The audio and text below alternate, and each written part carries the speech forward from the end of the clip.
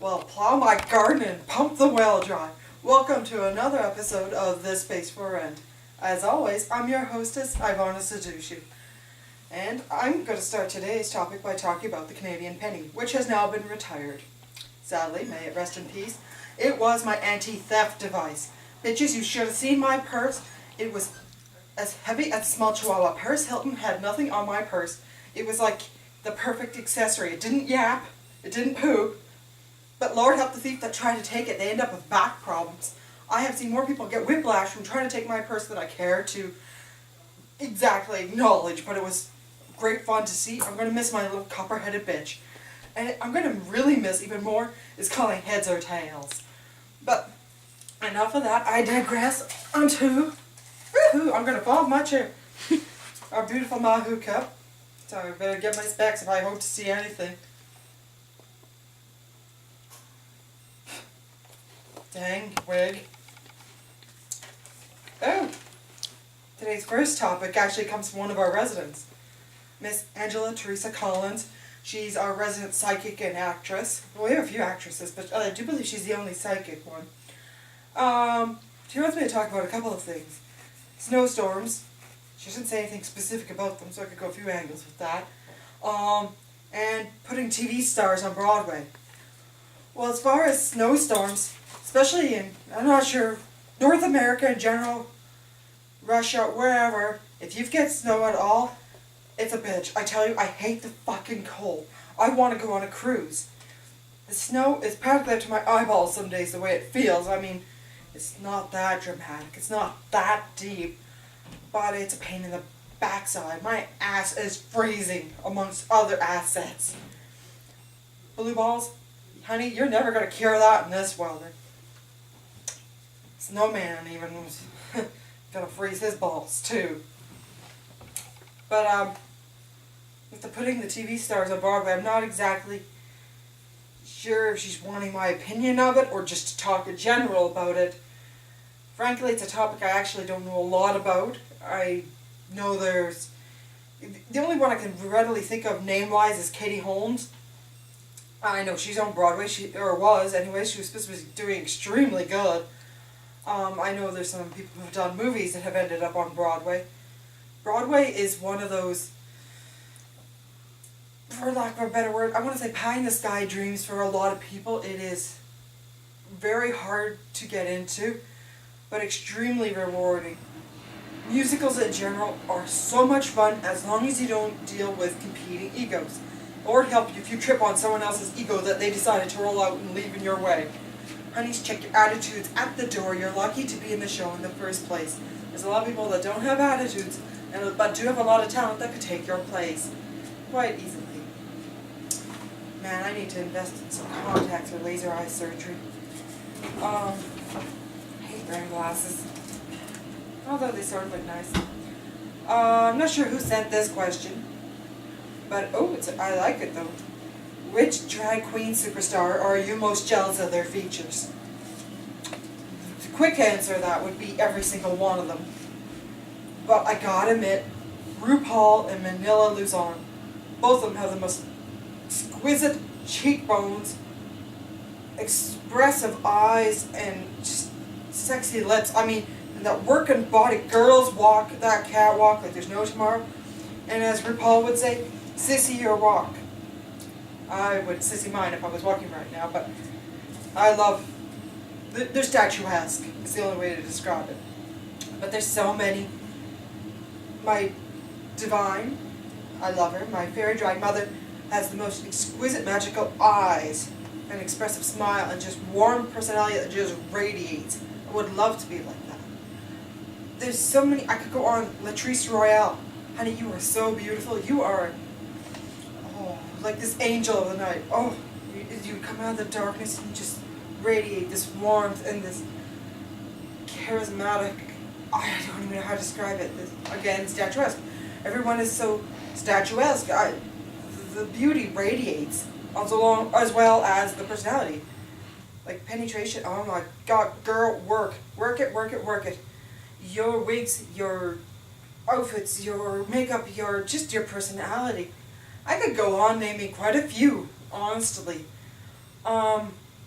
even Divine, who I've been told I bear a bit of resemblance to. I love Divine. Thank you. I actually think that's a very high compliment. So for all the queens, though, anyone I didn't mention, not for lack of love. I love you. Even Willem. Oh, Willem. The personality. I love you. I find you so intense. I'm a little nervous, so to think if I could walk in your presence, it would almost be like not worthy. Back away a little. Hopefully you're friendly. Next topic.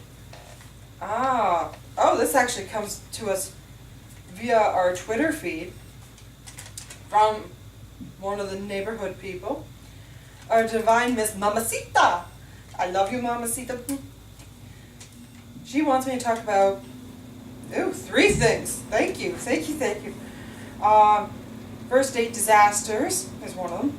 The ultimate shopping spree is another, and vampire overload. First date disasters. Well, we can't have Noreen comment on this. She's never had one. She's had a few close calls, if you could call that disasters. For me, let's see. I've been stood up. This guy I met online, he was like, "Oh yeah, honey, I will take you out." And he never showed. Cheap tease. There's people who show up for the date, they make like they're really enjoying the date, and then they just leave you with the check. They just, I'm just going to the bathroom, and they fuck off. Seriously, how fucking rude. Just say you don't have the balls to stay anymore, and you're leaving. Other people's first dates? Well, no, I still got another. Winter like this, car broke down. I was in my beautiful red pumps, and this is the last time I wore a dress this short. I mean, you don't wear dresses this short in this weather, is to only have it, just a little past your ass.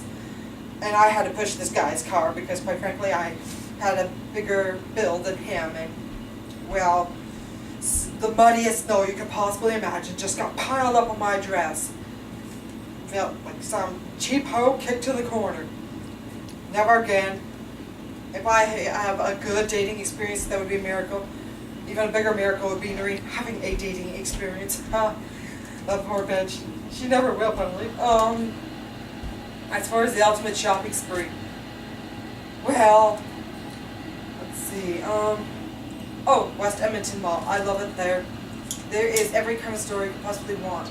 We're talking makeup, clothes, games. There's adventure parks, and the Fantasyland Hotel. I love that place. There's so many things. I could spend a month in there and not be tired of the place. I love it that much. One of these moments I gotta try the golf course there. Love going to the comic strip. So many fun events.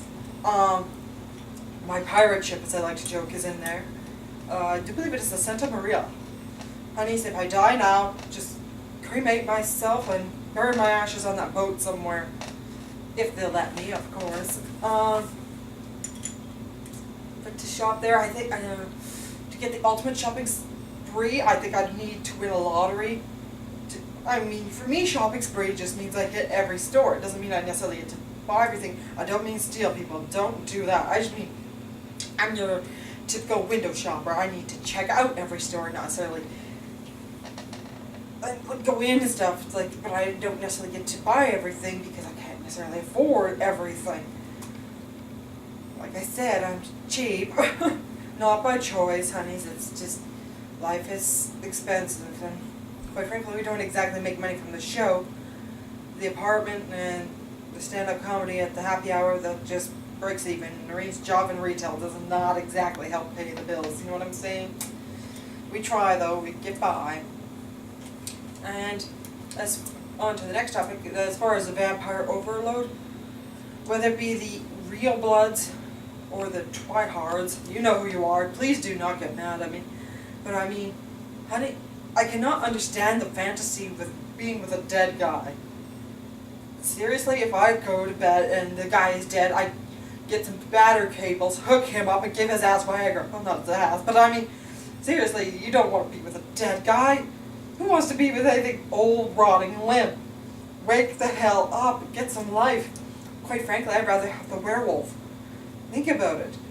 Dogs, especially a really vibrant dog. If you think of it as a man, now it's got that sniffing around, busy dog wanting to check you out.